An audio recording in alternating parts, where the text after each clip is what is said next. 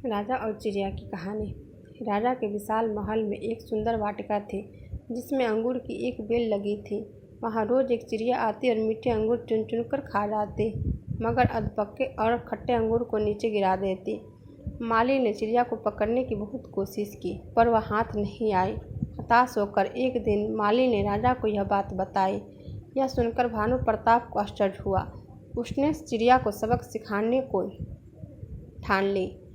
एक दिन वह वाटिका में छिपकर बैठ गया। जब चिड़िया अंगूर खाने आई तो राजा ने फुर्ती से उसे पकड़ लिया।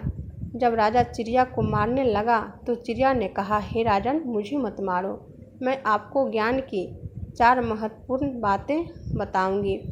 राजा ने कहा, जल्दी बता। चिड़िया बोली, हे राजन, सबसे पहले तो हाथ में आए शत्रु को कभी मत छोड़ो।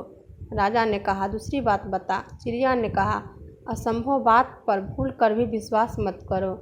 और तीसरी बात यह है कि बीती बातों पर कभी भी पश्चाताप मत करो। राजा ने कहा, अब चौथी बात भी जल्दी बता दो। इस पर चिड़िया बोली, चौथी बात बड़ी गूढ़ और रहस्यमयी है। मुझे जरा ढीला छोड़ दो, क्योंकि मेरा दम घुट रहा है। कुछ सांस लेकर ही बता सकूंगी। चिड़िया की बात सुनकर जैसे ही राजा ने अपना हाथ ढीला किया, चिड़िया उड़कर एक डाल पर बैठ गई और बोली, मेरे पेट में 2 हीरे हैं। यह सुनकर राजा पश्चाताप में डूब गया। राजा की हालत देखकर चिड़िया बोली, हे राजन, ज्ञान की बात सुनने और पढ़ने से कुछ लाभ नहीं होता, उस पर अमल करने से होता है।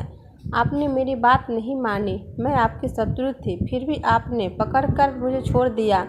मैंने यह असंभव बात कही कि मेरे पेट में 2 हीरे हैं, फिर भी आपने उस पर भरोसा कर लिया।